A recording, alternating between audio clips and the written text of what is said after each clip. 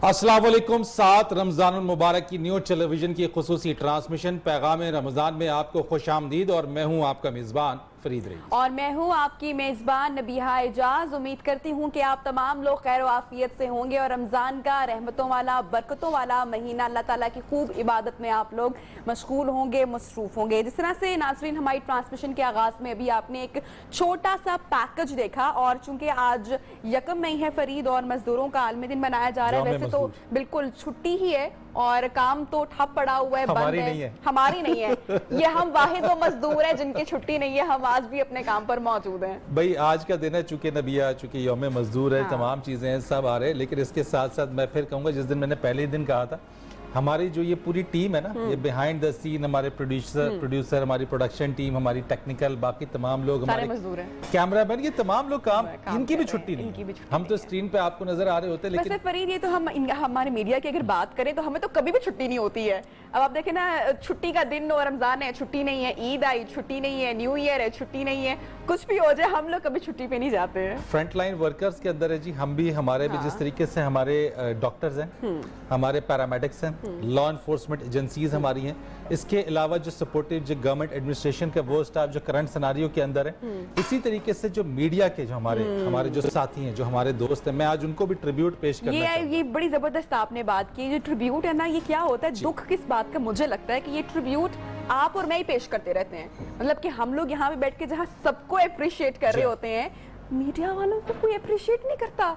बहरहाल मैं तो एक बात कहूंगा कि बड़ी थैंकलेस जॉब भी है। वैसे लोग बड़ा अपील भी होते हैं, बहुत ज़्यादा जो है वो रश का इजहार भी करते हैं, लेकिन बड़ी इसमें मेहनत, तनकीद भी बड़ी है, तनकीद भी बहुत ज़्यादा है। अच्छा, कोई काम अगर नहीं किया, मीडिया है, ये सब मीडिया ये बिल्कुल। अच्छा, कोई चीज अगर है तो अगर कोई अच्छी भी चीज दिखा दी, तनकीद उस पर भी है। कोई चीज अगर अच्छी नहीं दिखाई, उस पर भी तनकीद है। कुछ दिखाना भूल गए तो भी तनकीद है। मजदूरों की बात करने से पहले मैं आपकी इस बात को मैं कैरी करना चाहूंगी। जिस तरह के रमजान ट्रांसमिशन का सिलसिला हुआ, हमारे प्रोमोस बनते हैं, कुछ हमारी तस्वीर अखबार में जाती हैं और हम लोग बताते हैं हमारी ऑडियंस को कि हम एक सिलसिला शुरू करने वाले हैं 30 दिन के लिए। तो जनाब गलती से ट्विटर पर एक पोस्ट हमने शेयर कर दी जिसमें सर पे दुपट्टा। अच्छा, अब आप यकीन करेंगे, आप इस बात को यकीनन वो अंडरस्टैंड करेंगे कि इतना तनकीद का सामना करना पड़ता है खवातीन को कि आप एक कौन सा रूप लेकर आ गए हैं दुपट्टा लेने के ऊपर। यानी कि आप अच्छा करो तब भी आप बुरे, जब आप ना करो तब भी आप बुरे। लेकिन उस जॉब को कोई कभी अंडरस्टैंड ही नहीं कर पाता। लेकिन हम कोई मौलमा बन के यहाँ पर तो नहीं बैठे हुए हैं। अपनी जिम्मेदारी सवाल करना सिर्फ हमारा काम है जनाब। मैं तो इस बात को कहता हूँ कि हम मॉडरेट कर रहे होते हैं चीज़ों को, और इसके बावजूद भी हम खंदा पेशानी के साथ मुस्कुरा कर और तमाम तर तनकीद बर्दाश्त करके हम कोशिशें करते हैं, हम तमाम जितने भी इस मीडिया इंडस्ट्री के जो लोग हैं, कि अपने जितने भी देखने वाले, सुनने वाले, पढ़ने वाले हैं, उन सब तक जो है वो बेहतर और अच्छी से अच्छी चीज़ देकर आए। लेकिन बात चूंकि मजदूर यौम मजदूर की भी है, इस पर बात करेंगे। में से कुछ मेरे पास एक फैक्ट्स हैं नबिया, जो मैं निकाल रहा था और देख रहा था मैं, और जो इंटरनेशनल लेबर ऑर्गेनाइजेशन है, ये जो कम अज कम ये जो पैंडेमिक है कोविड-19 का, तकरीबन 1.6 बिलियन वर्कर्स हैं ग्लोबली, जो कि half of the global workforce का हिस्सा है, जो कि इस वक्त जो है वो जॉब, जिनकी जॉब खत्म, बिग नंबर, एक बड़ा नंबर। अच्छा, 60% जो आमदनी है उसमें इन वर्कर्स की जो आमदनी है वो कम हो गई है 60%, कट डाउन हो गई। इसमें 81% जो ड्रॉप है वो अफ्रीका और अमेरिका के अंदर है। ये जो सबसे ज्यादा मुतासिर यहाँ पे किया 81%, इनकी जो इनकम में ड्रॉप है। अच्छा, 21.6% जो है वो एशिया और पैसिफिक के अंदर, 21.6%, और 70% जो है वो यूरोप और सेंट्रल एशिया में। 70%।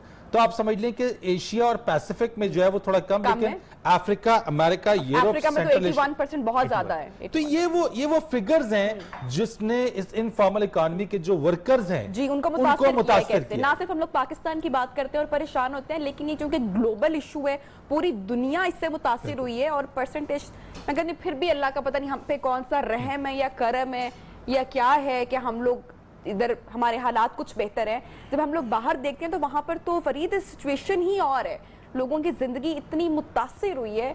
लेकिन फिर भी अभी मैं जब घर से बाहर निकलती हूँ और जो हमारा रूट हम लोग लेते हैं, और वहाँ पे फरीद बड़ा दुख होता है कि कभी इस तरह से देखा नहीं था मैंने अपनी जिंदगी में कि वो वाले इलाके, वो वाली सड़कें जहां पर कभी साइल मुझे नजर नहीं आया था, मजदूर वहां पे खड़े होते हैं, खवातीन मौजूद होती हैं अपने बच्चों को लेकर। मैं यही सोच रही थी कि पता नहीं कितने मजबूर हैं। मैंने कभी औरतों को और बच्चों को उस वाली एरिया में अपने घर के पास नहीं देखा, लेकिन वो राशन के लिए मौजूद, काम नहीं है। मजदूर तबका जनाब सबसे ज्यादा इस वक्त मुतासिर हुआ है। अच्छा, मैं आपकी इस बात को और आगे बढ़ाता हूँ थोड़ा सा। मैं जो एक और चीज है, मैं दोनों एस्पेक्ट्स देखता हूँ पिक्चर की, हमें दोनों एस्पेक्ट देखने चाहिए। जहां लोग जेन्युइन लोग इसमें मुतासिर हुए, वहीं हर एक क्राइसिस के अंदर जो है वो लोग जो कि ऐसी सिचुएशन में हकदार का हक मारने के लिए भी आ जाते हैं।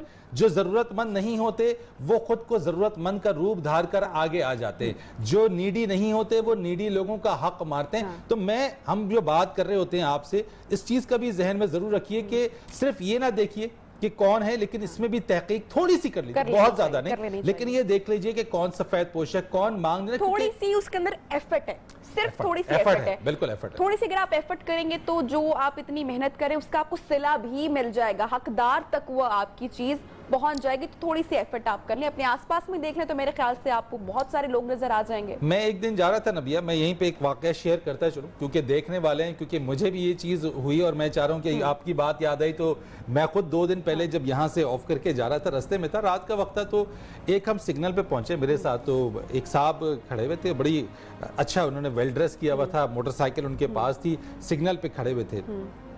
तो जो हमारे साथ जो हमारे ड्राइवर थे, उन्होंने उनसे जस्ट इस तरह से पूछा कि हाँ भाई बताओ तुम्हारा पेट्रोल खत्म हो गया तुम्हारी मोटरसाइकिल का? उसने कहा हाँ जी पेट्रोल मेरा खत्म हो गया। उन्होंने कहा अच्छा अच्छा ठीक है फिर यहीं पे खड़े रहो। तो मुझे ये बात समझ में नहीं आई।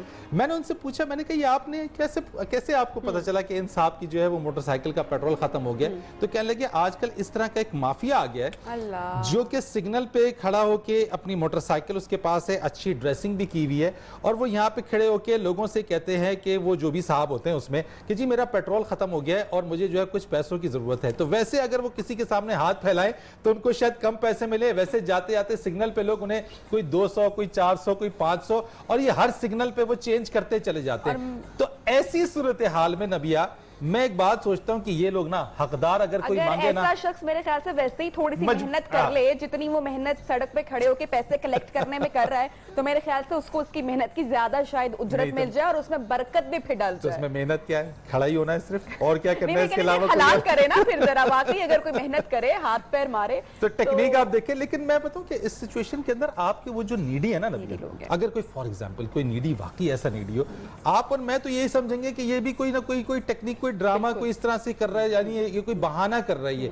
तो ये हकदार लोगों का हक इससे मारा जाता है। इस तरह के लोग जो है वो आके अगर चौक चौराहों पर खड़े होकर इस तरह से भीख मांगे या हाथ फैलाएं। बिल्कुल। अब आखिर में तो मैं यही कहूंगी कि दुआ ही है कि अल्लाह ताला जल्द हमें जो है वो इस मुसीबत से निकाले और हमारी जो रूटीन है वो जल्दी से बैक टू रूटीन हम लोग हों और वापस चलें, और तमाम हमारी जो सड़कें शाहराएं हैं वो खुले, मजदूर तबका अपने काम पे करे, तमाम लोग अपनी एक रूटीन में आए। क्योंकि अब तो फरीद, अब तो घरों में भी बड़े मसाइल शुरू हो गए हैं। तो हमने एक बाहर एक सीरियस इशू को उठाया है ना, लेकिन जो एक और लाइटर नोट, जो घर में मसाइल हो रहे हैं, कल मेरे एक बहुत ही प्यारे फ्रेंड का स्टेटस था, हमारा मेकअप आर्टिस्ट था, हमारा बड़ा साथ रहा बड़े अरसे तक, तो उसने एक स्टेटस रखा हुआ कि अल्लाह मियाँ जी प्लीज कोरोना को भेज दो, मेरा रिलेशनशिप खराब हो रहा है। मुझे वाकई इतनी हंसी आई और मैंने उसको फिर कमेंट किया कि नहीं भाई सब्र से काम लो, थोड़ा सा सब्र करें, थोड़ा सा चीजों को देखें, अंडरस्टैंड करें, बिकॉज ये एक बड़ा बेहतरीन मौका है जब आपको अपने फैमिली और फैमिली मेंबर्स के साथ टाइम स्पेंड करने का और उनसे बातें शेयर करने का मौका मिल रहा है। और जहां तक आपने बात की ना, हम जो बात कर रहे थे, मैं एक और बात ऐड करना चाह रहा था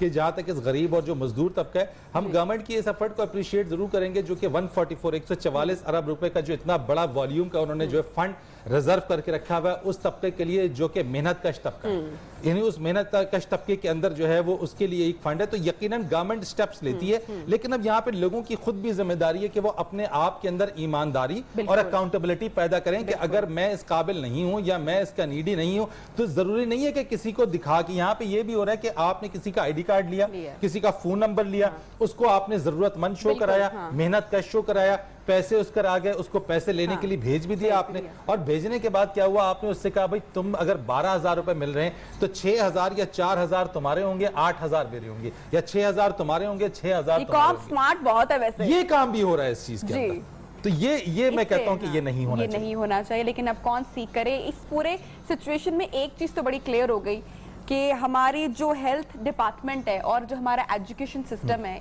इनके ऊपर सबसे ज्यादा हमारे जैसे कंट्री को इन्वेस्ट करने की जरूरत है। मेरे ख्याल से कि अगर एजुकेशन पे हम लोगों ने काम किया हो और हमारे लोगों में इतनी अवेयरनेस एजुकेशन हो तो उनको कोई बात समझाना भी बड़ा आसान हो जाए। जब भी कोई क्राइसिस आता है तो लोगों को वो मसला समझाने में, उनको अवेयर करने में ही हम लोग लड़ पड़ते हैं आधा, क्योंकि ये सबसे बड़ा मसला एजुकेशन नहीं है। उनको कैसे एजुकेट करेंगे, कैसे जाएंगे उन एरियाज पे। तो मेरे ख्याल से कि जब हम लोग इंशाल्लाह इससे बाहर निकलेंगे तो हमें इधर काम करने की बेहद जरूरत है, हमें मजीद सिविलाइज्ड होने की जरूरत है। लोग तो अभी भी ये कहते हैं कोरोना के हवाले से, बहुत सारी जगह ऐसी वो कहती है मजाक है, मजाक है, कुछ भी नहीं है जी, आप ऐसी बात कर रहे हैं, कुछ कोई ऐसी चीज नहीं है। तो बहरहाल इस पे हम बात करते रहेंगे। किचन में हमारे पास हुमा एज यूजुअल मौजूद हैं और कुकिंग स्टार्ट होगी। अस्सलाम वालेकुम। वालेकुम अस्सलाम। और मैं बिल्कुल ठीक हूँ। आप लोग इससे मेरे ख्याल से हम सभी जो है, हम सबके लिए लेबर डे है, लेकिन जी बिल्कुल वो लोग जो सही मायनों में जो है ना वो धूप देखते हैं ना वो सर्दी देखते हैं, किसी मौसम का उनके ऊपर कोई असर नहीं होता, और जो मेहनत करते हैं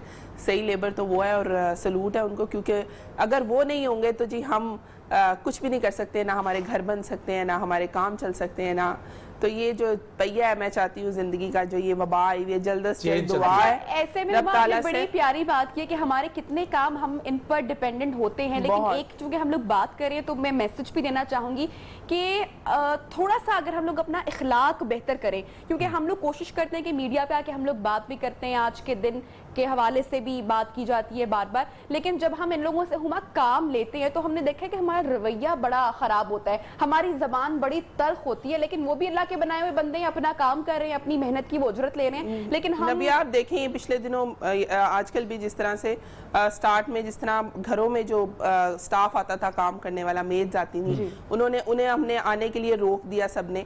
तो बहुत से हम लोगों में से साथी हमारे ऐसे थे जिन्होंने इस बात को मेंशन किया कि हम वो बेशक नहीं आएंगी लेकिन हम उनकी तनख्वाहें देंगे, बहुत अच्छी बात है। लेकिन बात जरूरत सिर्फ इस बात की है कि उसको एहसान समझ के नहीं, उसको जिम्मेदारी समझ के, और रब ताला ने आपकी आमदनी में एक हिस्सा जो है वो रख दिया होता है, वो ऑलरेडी आपका नहीं होता, जो आपने किसी जरूरतमंद को देना है। ये पूरी चीज एक चेन है, एक चेन चल रही है, और मैं समझता हूँ कि उस चेन के अंदर कहीं पे भी अगर सिलसिला रुक जाए तो आगे रुक जाता है। मैं समझता हूँ सबको अपना अपना किरदार अदा करते हुए उस चेन को चलाना चाहिए। किचन में आज आप क्या बना रहे हैं? बिल्कुल, आज जो है मैं बना रही हूँ एक तो ग्रिल चिकन बना रही हूँ, दजाज मशवी के नाम से। बिल्कुल दजाज जो है वो चिकन को कहते हैं। मैं और किचन में जरा आती हूँ और मैं देखती हूँ वो कि क्या बन रहा है। मैं आप उसको बेक करके भी बना सकते हैं, सेम रेसिपी मैं बता दूंगी।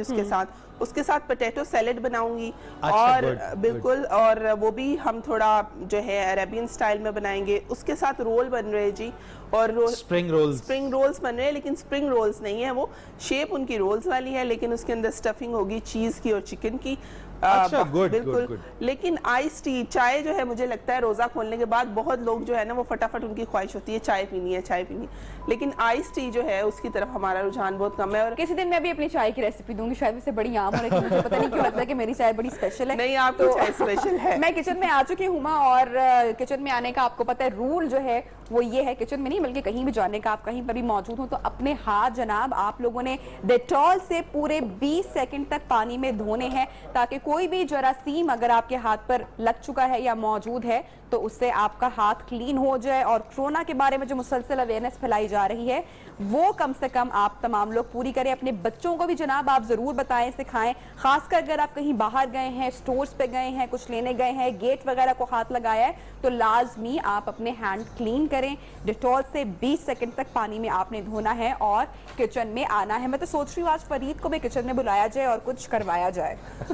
क्या मैं तो सोच रही हूँ मैं उधर चली जाती हूँ। अच्छा, एक क्वेश्चन है क्योंकि रोल्स आज बन रहे हैं और परसों की बात है, अभी चूंकि मैं बार बार तरबूज डाइट की अपनी डेली बात होती है, क्या करें जी, जुल्म इतना हो रहा है, तो मेरी जो परसों बड़ी क्रेविंग हो गई थी कि अल्लाह कहीं से रोल्स मुझे मिल जाए, मैं खा लूं, लेकिन फिर दिल को समझाया कि नहीं। अच्छा जी, रोल्स जब भी हम घर में बनाते हैं तो वो उनकी फिलिंग बड़ी अच्छी बनती है, मेरी फिलिंग बहुत अच्छी होती है, लेकिन जो मुझे मसला होता है कि अक्सर रोल हुमा फट जाता है, पट्टी फट जाती है फ्राई करते हुए, तो इसकी कोई टिप है या क्या डबल की जाए पट्टी? है नबिया, जब आपने पट्टी खरीदनी है, अच्छा, हम करते क्या है, सबसे बड़ी गलती, हम मार्केट में जाते हैं, हम पट्टी बड़े अच्छी कंपनी की बहुत महंगी खरीदते हैं, लेकिन जब खरीदते हैं तो उठाते हम उसको फ्रीजर में से, ठीक है। तो आपने कोशिश करनी है कि फ्रीज हुई हुई पट्टी नहीं लेनी, खुली लेनी है। जो खुली पट्टी नहीं होती, मतलब फ्रिज में जो वहाँ पे फ्रिज में भी पट्टियां पड़ी होती हैं, रोल पट्टी या समोसा पट्टी, आपने वो पट्टी उठानी है। ओके। जब ये पट्टी फ्रीज हो जाती है तो ऑब्वियसली मैदा है,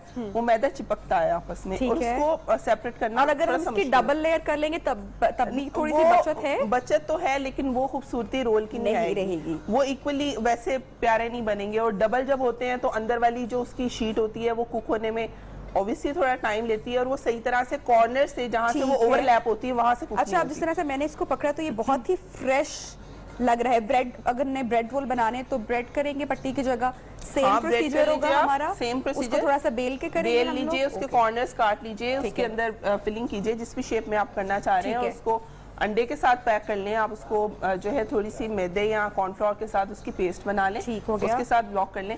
और मैं तो क्या करती हूँ कि जिस तरह ये 2 पट्टियां मैंने रखी हुई हैं ऊपर नीचे, मैं 4-5 पट्टियां एक साथ रख लेती हूँ। अच्छा। उसके बाद मैं करती हूँ कि अंडे की जर्दी लेती हूँ और उसको मैं इस तरह से लगा लेती हूँ, ये वी शेप में। ठीक है, मैदा वो भी फ्लोर भी लगाया जा सकता है, फ्लोर लगाएं आप, कॉर्न फ्लोर लगाएं, उसको इस शेप में लगा लें। उसके बाद ये फिलिंग मैंने आज नबिया जो बनाई है उसके अंदर चीज है और चिकन है। ठीक है, मैं इसको स्मेल भी करूँ, जरा बड़ी अच्छी लग रही है। और उसके साथ हरी प्याज है, वेरी नाइस। हरी प्याज ऐड करनी है आपने, सॉल्ट एंड पेपर ऐड करना है उसके साथ, और कोई चीज ऐड बाय चॉइस वेजिटेबल्स अगर चाहें आप कर सकते हैं, लेकिन वही चीज के आप वेरिएशंस करें डिफरेंट। जिस तरह अभी पिछले दिनों हमने बनाए थे तो हमने उसके अंदर शामी कबाब लगाए थे। और दूसरी चीज ये कि फिलिंग फरीद आप भी जरा आइए, देखिए कि हुमा फिलिंग कर रही है, तो किचन में आप आए जरा आ जाते हैं आपके पास देखने के लिए। वैसे ब्रेक पर से उससे पहले तो हम बात कर रहे थे और देख रहे थे, लेकिन अच्छी चीज मुझे काफी नजर आ रही है। अच्छा, उसके बाद नबिया करना ये है कि आपने इस तरह से पैक करना है। ठीक है, मैं चाहूंगी कि हमारा कैमरामैन जरा इसको जरा क्लोज करके दिखाए, क्योंकि रोल बंद करना भी मुझे ना एक बड़ा मुश्किल काम लगता है। फिलिंग फरीद में बड़ी अच्छी कर लेती हूँ, लेकिन ये बड़ा जो मेहनत वाला काम होता है ना, इससे मेरी बड़ी जरा जान चली जाती है। क्यों? अच्छा, बिल्कुल, ये टेक्निकल काम है थोड़ा। मैंने बता दिया कि आप 4-5 पट्टियां रख ले और वी शेप में उसके ऊपर टॉप पे उसके अंडा या जो भी आपने कॉर्नफ्लोर या मैदा का अगर पेस्ट बनानी है तो वो लगा लें। उसके बाद आपने करना ये है कि इसको इस तरह और इसको इस तरह से, ठीक है, अभी आप पकड़ के रखिए, मैंने पकड़ा हुआ है बिल्कुल। और उसके बाद आपने इसको जितना बारीक कर सकते हैं रोल, उतना बारीक रोल करना है। अल्लाह, मैं तो सारी जिंदगी गलत तरीके से फिर पट्टी बनाती रही। आज आज आपने सही तरीका आज पता चल गया है। एक बार और नहीं, अब एक काम करते हैं, ये काम नबिया से करवाते हैं। नहीं, मैं एक करके दिखाती हूँ, मैं चाह रही हूँ कि नेक्स्ट स्टूडेंट्स के लिए ना टीचर जरा बार-बार एक काम करते हैं, इसको उठा के यहाँ रख लेते हैं। ठीक हो गया। अच्छा, फिर एक दफा मैं बता दूं कि ये वी शेप में जो टॉप साइड है उस पे सिर्फ आपने पेस्ट लगानी है, इधर उधर कहीं लगाने की जरूरत नहीं है, सिर्फ ऊपर आप चम्मच के कॉर्नर के साथ इस तरह से लाइट सी ये लगा लीजिए पेस्ट, जो भी है अंडे की। ये जर्दी होगी इस पे या पूरा आप अंडा भी यूज कर सकते हैं। ठीक है, उसके बाद आपने इस तरह से पैक करना है इसको, और ये देखिए इसको इस तरह से बेहतरीन तरीके से ये कभी बाहर से खबरदार, बाहर से आप लोगों ने रोल दिए जो है ना फटेगा आपका रोल, ना खुलेगा। अम्मियां बना के दें अपने बच्चों को, कोई नहीं बाहर के अब रोल मिलेंगे, गंद वाला नहीं खिलाना। मजेदार बात ये भी है कि अगर आप घर में बना सकते हैं, वैसे कॉस्ट इफेक्टिव भी होता है। सबसे बड़ी बात तो मुझे लगती है कि आपकी हाइजीन, उसके अलावा आपकी जो कॉस्ट होती है वो कई गुना रिड्यूस हो जाती है। और अपनी मर्जी का, जिस तरह मुझे वेजिटेबल्स, चिकन, नूडल्स बड़े पसंद है, तो मैं उस सबकी फिलिंग बना के तो वो रोल्स में वाह वाह वाह वाह, क्या याद करा दिया। अच्छा, ये आप क्या कर रही हैं हुमा इसके अंदर? अच्छा, ये मैंने चिकन जो है मैरिनेट करके रखा हुआ है, चिकन की मैरिनेशन मैं आपको बता दूं। और मिजान ऑयल जी हमने डाला है हमारे पैन में इस वक्त, क्योंकि हर चीज मिजान में अच्छी लगती है। बिल्कुल, ठीक है। अच्छा जी, आपने चिकन ले लेना है, आप चाहे तो बड़े पीसेस ले सकते हैं। ये अभी हम गर्म होने का इंतजार करेंगे, ऑयल गर्म हो चुका है, गर्म हो चुका है। ठीक है हुमा, ये आपके पास ये भी बता दे रही जो पैन है। अच्छा, ये ग्रिल पैन है, ये क्या है? ये अगर आपके पास ग्रिल पैन नहीं है आप तवे पे कर सकते हैं। बेसिकली इसको बेक किया जाता है। अगर आप ग्रिल करना चाह रहे हैं ग्रिल भी कर सकते हैं। बेक करने के लिए आपने करना ये है, पहले मैरिनेशन इसकी बता देती हूँ मैं। चिकन के ऊपर आपने पेपरिका पाउडर लगाना है जी, सॉल्ट लगाना है, लेमन जूस लगाना है, और उसके साथ अगर आपके पास ज़ातर पाउडर है, कलर जो हुमा इसका अच्छा है, ये बिल्कुल पेपरिका से आएगा। पेपरिका पाउडर इजीली अवेलेबल, बिल्कुल घर में मौजूद होता है। बिल्कुल, अब वो लगाना है, सॉल्ट एंड पेपर लगाना है, गार्लिक जिंजर पेस्ट लगाना है, लेमन जूस लगाना है। अगर मैंने मैरिनेशन में ऑयल नहीं लगाया था तो मैंने भी पैन में डाल लिया। अदरवाइज मैरिनेशन में लगा लीजिए तो भी बहुत बेहतर है। लेमन जूस के साथ इसको मैरिनेट करके आपने रख देना है। मैंने इसे ओवरनाइट मैरिनेट किया। ओके, अच्छा जी, उसके बाद करना ये है कि मैं तो आज सैलेड बना रही हूँ, लेकिन आप ये भी कर सकते हैं कि स्लाइसेस में काट के आलू जो हैं वो आपने बेस पे लगाने, उसके ऊपर जो है आप ये चिकन रख लें। लेकिन उस चिकन में अगर आप कोरिएंडर थोड़ा सा ऐड कर लेंगे जबरदस्त, धनिया। तो बहुत मजे का फ्लेवर आएगा।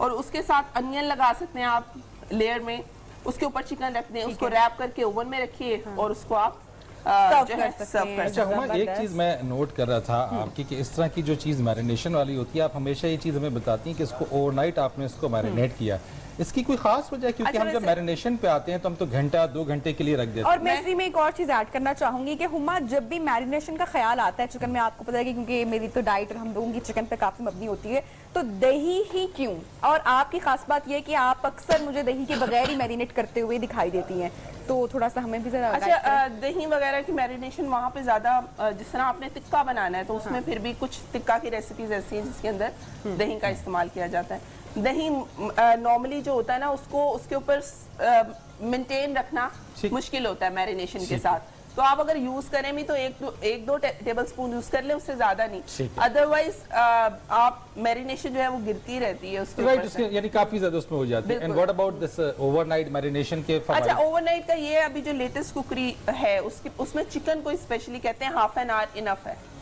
अच्छा, हाफ एन आवर इनफ है, लेकिन कट्स पे भी बहुत डिपेंड करता है फरीद। अगर आपके चिकन के कट्स या मीट के कट्स बड़े हैं तो उसको अगर आप थोड़ा डीप कट्स लगा के उसको ओवरनाइट मैरिनेट करें तो अच्छा है, लेकिन रेड मीट को जो है उसकी मैरिनेशन नॉर्मली प्रेफर की जाती है कि वो लाजमी जो है वो 4 to 8 आवर्स रखी जाए। अच्छा फरीद, मुझे आप बताएंगे जो खाने पीने की बात हो रही है और जब चिकन इतना का ग्रिल हुआ मसालेदार बनेगा तो प्यास बड़ी जबरदस्त लगती है, तो मेरा तो फेवरेट ड्रिंक होता है करशी का जामे शीरी। ठीक है, आप कौन सा ड्रिंक लेना पसंद करते हैं? बिल्कुल जनाब, ये करशी का जामे शीरी जो है ना, ये मैं आपको, हम पहले भी बात कर रहे थे, है बड़ा सूथिंग खास तौर और पे बचपन से हाँ, फेवरेट ये बिल्कुल है। ये जिस तरीके से आपका रेड इसका वेरिएंट है, उसके बाद आपके पास इलायची है, तो ठंडा, जितना ज्यादा ठंडा अगर आप करेंगे पिएंगे, लेकिन फिर बाद में बात है, इस्तेमाल जरूर कीजिए, लेकिन आप रोजे के बाद जब पीते हैं तो सारी प्यास, सारी चीजें ठंडक का एहसास, ठंड पड़ जाती है, ठंड पड़ जाती है, यही है ऐसे ही। और पानी भी जनाब उसके साथ जो है वो बिल्कुल। आप देखें ना, वाटर आपके पास है, अगर आपके पास देखें ये स्प्रिंगले अगर है तो वन ऑफ द बेस्ट, जिसे कहते हैं कि नेचुरल मिनरल वाटर। जितनी बॉटल्स मार्केट में मौजूद है, कंफ्यूज बंदा हो जाता है किसके पास जाए, लेकिन ऐसे में हमारे पास स्प्रिंगले आपके पास मौजूद है। और आप ये देख लें कि पानी एक ऐसी चीज है जो कि नेमत है, कुदरती प्यास है, पानी जरूर पीजिए, ज्यादा से ज्यादा पानी पीजिए अपने आप को हाइड्रेट करने के लिए, और हाइड्रेट करने के लिए स्प्रिंगले वाटर से बेहतरीन और कोई चीज नहीं है। अच्छा जी हुमा, चिकन हमारा, अच्छा नब, ये चिकन जब तक ग्रिल हो रहा है, मैं सैलेड इसके साथ बना रही हूँ, बहुत ही सिंपल सैलेड है। अच्छा, सैलेड के लिए मैंने आलू काट लिए थे और आलू जो है वो मैंने बॉईल कर लिए थे। ओके, प्याज जो है वो बहुत फाइनली काट के आपने स्लाइस कर लेने हैं, जैसे कि ये मैंने किए। ठीक है, फाइन चॉप, बिल्कुल। और उसके साथ जो है हरा धनिया थोड़ा सा ऐड कर लीजिए। और इसकी जो टॉसिंग हम करेंगे वो बहुत ही सिंपल है, उसके अंदर लेमन जूस यूज करूंगी मैं, सॉल्ट एंड पेपर यूज करूंगी, बस दैट्स इट। और उसको जो है हम चिकन के साथ सर्व करेंगे, क्योंकि चिकन ऑलरेडी थोड़ा सा स्पाइसी होगा। ठीक है, तो ये उसको अच्छा, मैं इसका आपके नाम को दोबारा जरा बताइएगा, मैं दोबारा कंफ्यूज हो रहा हूँ। आप नाम हमारी डिश का क्या बताया था? दज्जाज मशवी। दज्जाज मशवी बड़ा डिफिकल्ट। ये कहाँ की डिश है हुमा? ये अरेबियन है। ये अरेबियन है, अरेबियन है। जॉर्जियन चिकन भी एग्जैक्टली ऐसे ही बनता है, लेकिन उसमें थोड़ा, यानी कि कितना मजे की बात है ना कि घर में मेहमान आने वाले और कोई पूछे आज आपने नदिया क्या बनाया जी, आज मैंने दज्जाज मछली बनाई, अरे वाह ये क्या है, तो इंप्रेशन ही कितना हैवी पड़ेगा ना हुमा कि अरेबियन डिश, एक अरेबियन में छोटी मोटी पाकिस्तानी डिशेस तो मैं बनाती नहीं हूँ। तेजी से आपने बात बोली ना, मुझे एक और वर्ड याद आ गया, मैं बोलना नहीं चाहता। नहीं, अगर तारीफ में है तो बोल दे, अगर तारीफ में नहीं है तो वो ऐसा नहीं हो, जस्ट लगा जैसे आप कह रहे कि दज्जाल आ गया। अच्छा जनाब, ये हंसी मजाक तो हमारी चलती रहेगी और हमने अपने रोल्स भी फ्राई करने हैं, जो कि गालिबन मेरे ख्याल से फरीद करने वाले हैं। ब्रेक पर जाते हैं तो जी ब्रेक ले लेते हैं जी, ठीक है जी, ब्रेक लेते हैं जी, ब्रेक के बाद आते हैं फिर मजीद बात करेंगे।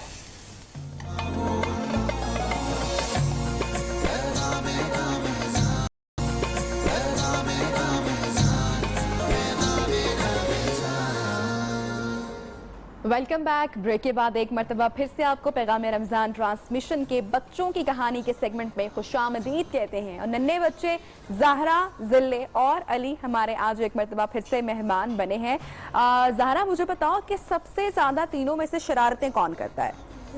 ज़िल्ले। क्या शरारतें करता है? जो इसे चीज चाहिए होती है वो मामा से लेकर ही रहता और फिर फेंटी पड़ती है इसको। अभी आपको मैं बताती हूँ जरा, पहले आज की लेकिन कहानी सुन लेते हैं। अच्छा जी, आज की कहानी प्यारे बच्चों आपको पता है किसकी है? एक बादशाह की कहानी आज हम आपको सुनाने जा रहे हैं। अब जब भी हम बादशाह का जिक्र सुनते हैं तो क्या जहन में आता है? बड़े बड़े महलात और ढेर सारा खजाना, लोगों पर बादशाहत। तो ऐसा ही एक वक्त होता है, एक बहुत बड़ा हाकिम होता है, बादशाह होता है, और वो अपने वजीर से कहता है, उससे फरमाइश करता है कि ऐ मेरे वजीर, मुझे तुम एक फरिश्ता ढूंढ कर ला कर दो, मैंने फरिश्ते को देखना है, मैं फरिश्ते से मुलाकात करना चाहता हूँ। वजीर बड़ा परेशान होता है, कहते हैं बादशाह सलामत, मैं फरिश्ता आपकी खिदमत में कैसे पेश करूं, कहां से ढूंढ कर लाऊं, और आपको क्यों कर फरिश्ता देखना है? तो बादशाह कहता है, मैंने सुना है कि फरिश्ता बहुत ही गुनाहों से पाक होता है, उसमें हर किस्म की खूबी होती है और वो हर वक्त अल्लाह की याद में मशगूल रहता है, उसके चेहरे पे एक नूरानी रोशनी होती है। तो मैंने देखना है कि फरिश्ता कैसा दिखता है, वो कैसा होता है। मुझे नहीं पता, बस तुम जाओ, ये मेरा हुक्म है, और मेरे लिए एक फरिश्ता ढूंढ कर लाओ, आखिर मैं भी तो देखूंगी वो कैसा दिखता है। वजीर तो अब अपना सर पकड़ के बैठ जाता है, वो बड़ा परेशान होता है, इल्तिजा करता है कि बादशाह सलामत, ये नामुमकिन है। बादशाह उसको हुक्म देता है कि अगर तुम फरिश्ता दरबार में हाजिर नहीं करोगे तो मैं तुम्हारा सर जुदा कर दूंगा जिस्म से, और तुम्हारे पास सिर्फ 30 दिन की मोहलत है। वजीर बेचारा दरबार से बाहर निकलता है परेशान हालत में कि अब मैं कहाँ से फरिश्ता ढूंढूंगा। 10 दिन गुजर जाते हैं, वो दर दर ढूंढता रहता है, फरिश्ते की तलाश में घूमता रहता है, फिरता रहता है।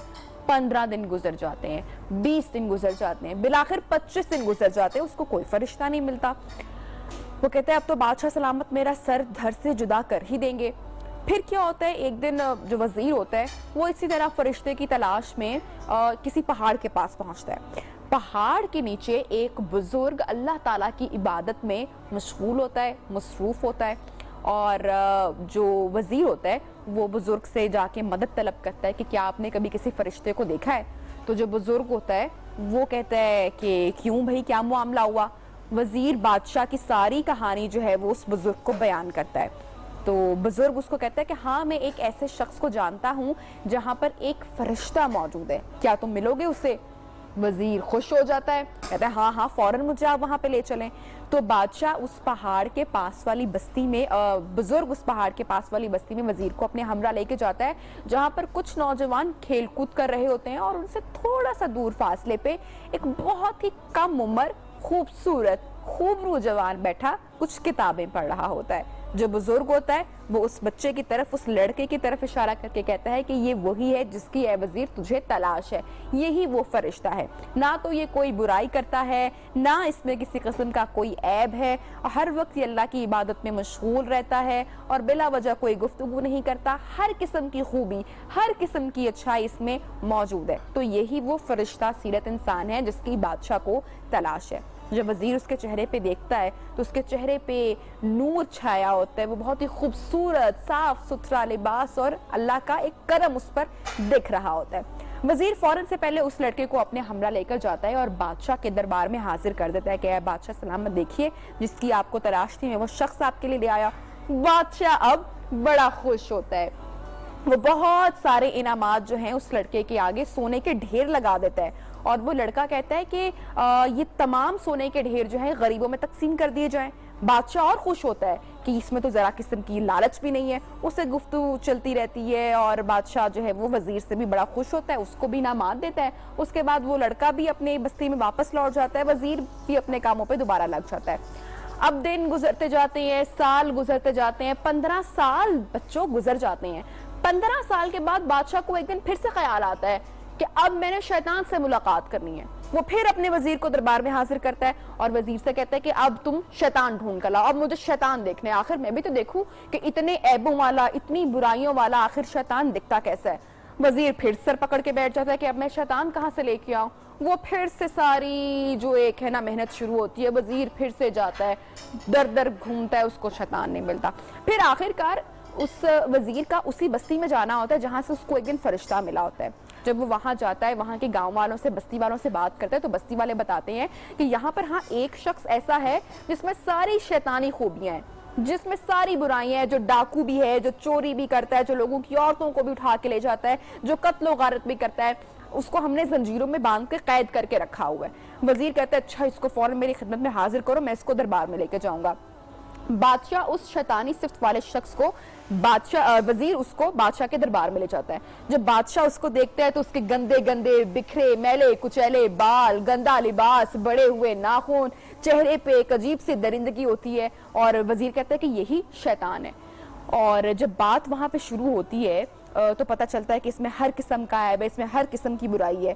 जब बादशाह से बात होती है और जो उसके हमरा शैतानी शख्स वाले शख्स के जो लोग साथ आए होते हैं वो बताते हैं कि ये 15 साल पहले आपके दरबार में हाजिर हुआ था। ये वही नेक शख्स है जो कि फरिश्ता बनकर एक बार आपके दरबार में आया था, जो आज शैतान बनकर हाजिर है। बादशाह बड़ा हैरान होता है कि ये कैसे हो